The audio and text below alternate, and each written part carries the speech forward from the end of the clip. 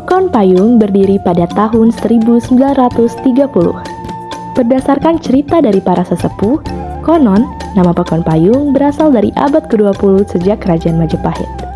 Pekon Payung berasal dari kata bahasa Lampung, tudung yang artinya payung. Dahulu, asal mula berdirinya Pekon Payung terbentuk pada masa Kerajaan Majapahit. Tetapi, pada masa itu belum ada kepala pekon. Barulah pada zaman penjajahan Belanda terbentuk pemimpin pekon atau kepala pekon. Pekon Payung dibagi menjadi 4 dusun, yaitu Payung Induk, Timbul, Proyek, dan Waigelang.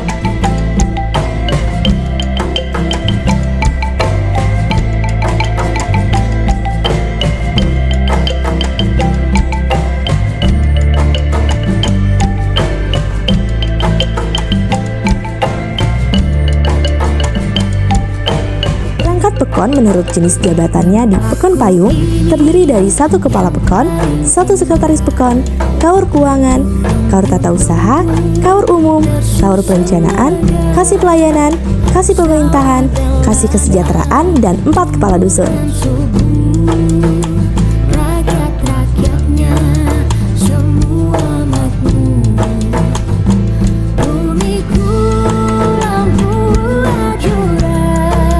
Mata pencaharian penduduk di Pekon Payung sebagian besar masih berada di sektor pertanian. Hal ini menunjukkan bahwa sektor pertanian memegang peranan penting dalam bidang ekonomi masyarakat.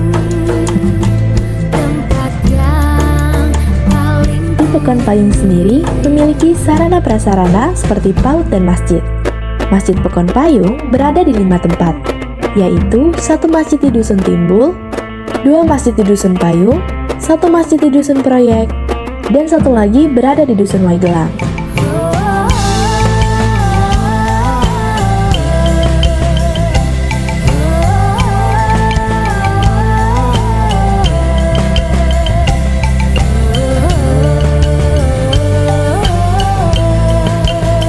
Kami juga memiliki beberapa program kerja.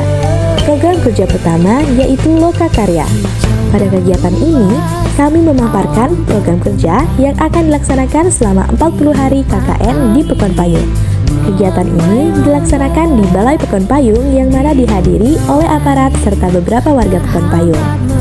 Program kerja di bidang pendidikan yaitu adanya kegiatan bimbingan belajar yang dilaksanakan setiap hari Rabu dan Kamis pukul 16.00 waktu Indonesia Barat dengan durasi selama 1 jam 30 menit per harinya.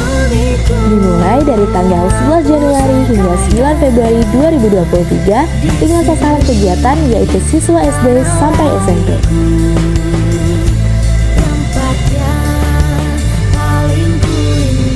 Kurangnya sosialisasi mengenai pengetahuan tentang penyelesaian perkara di luar pengadilan membuat kami bergerak untuk memberikan edukasi program kerja penyuluhan hukum yang mengenai restorative justice.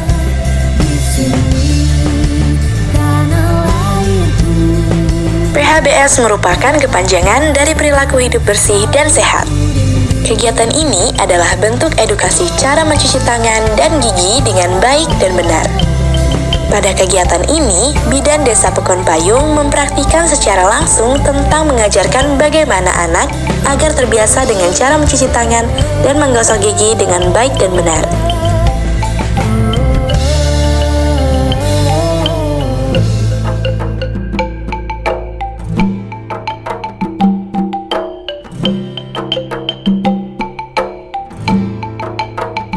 Pembuatan dodol pepaya dan pisang merupakan inovasi pertama di Pekon Payung dengan memanfaatkan potensi utama desa, yaitu hasil panen buah pepaya dan pisang yang bahkan bisa dipanen setiap minggunya. Penyuluhan pertanian ini membahas tentang optimalisasi budaya tanaman pepaya, penyakit tanaman pepaya, serta pengendalian hama pateks. Tanda pembatas dusun berfungsi sebagai penanda batas wilayah.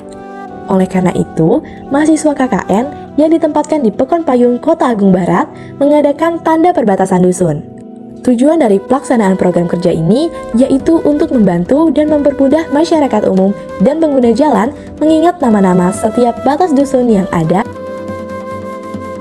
Pelatihan dan pembinaan yang dilakukan bertujuan untuk memberikan edukasi mengenai administrasi perkantoran agar aparat dapat menambah wawasan serta mengelola kebutuhan administrasi secara dengan baik dan benar.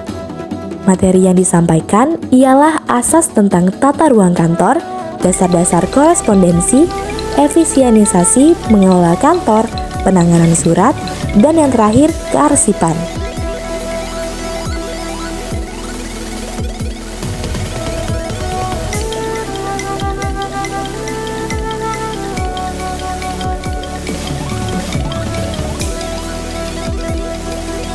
Kegiatan BBM merupakan kegiatan rutinitas kelompok yang dilakukan setiap Jumat di masjid yang ada di Pekon Payung. Timbulnya ide ini adalah agar ada kesadaran masyarakat untuk membersihkan masjid seminggu sekali ketika ada melaksanakan sholat Jumat. Keluarga merupakan lingkungan pertama dan utama dalam pembinaan tumbuh kembang, menanamkan nilai-nilai moral dan pembentukan kepribadian tiap individu dalam masyarakat. Angka perceraian termasuk tinggi di Pekon Payung yang disebabkan oleh faktor ekonomi, kesadaran, hukum, dan kesehatan. Oleh karena itu, pentingnya pembinaan anggota keluarga melalui sosialisasi kebijakan strategi pembinaan ketahanan keluarga dengan adanya pembinaan secara berkesinambungan terhadap kelompok kegiatan. Pojok literasi bertujuan untuk meningkatkan minat baca terhadap anak-anak Pekon Payung yang khususnya pada PAUD, agar tidak hanya terpaku kepada gadget dan game mobile. Dengan kemampuan membaca, seseorang dapat terbantu untuk mengetahui apa yang tidak diketahuinya. Melalui pojok literasi, siswa dilatih untuk membiasakan membaca buku sehingga menjadikan siswa gemar membaca.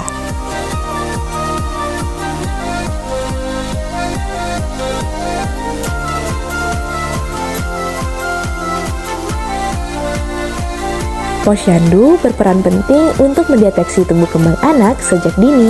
Tujuan utama Posyandu adalah mencegah peningkatan angka kematian ibu dan bayi pada masa kehamilan, persalinan, dan pasca persalinan melalui pemberdayaan masyarakat. Selain itu, terdapat juga Posyandu lansia dengan tujuan untuk meningkatkan kualitas hidup para orang tua yang lebih rentan terhadap penyakit. Kegiatan senam dilaksanakan di 2 dusun, yaitu Dusun Timbul dan Dusun Payung, yang diadakan 2 kali dalam seminggu. Kegiatan ini dihadiri oleh ibu-ibu dengan jumlah yang relatif banyak. Terima kasih kepada KKN Unila, semoga sukses selalu. Terima kasih kepada adik-adik KKN, semoga kedepannya makin sukses selalu. Terima kasih KKN Unila. Terima kasih KKN Unila. Terima kasih untuk adik kakak KKN Unila. Terima kasih KKN Unila.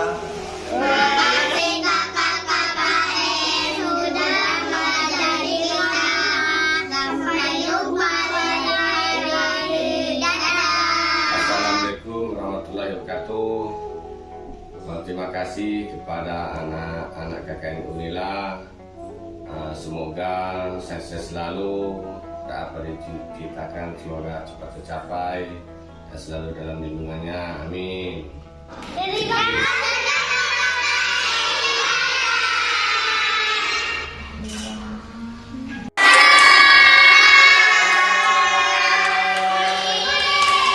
Dadah, see you.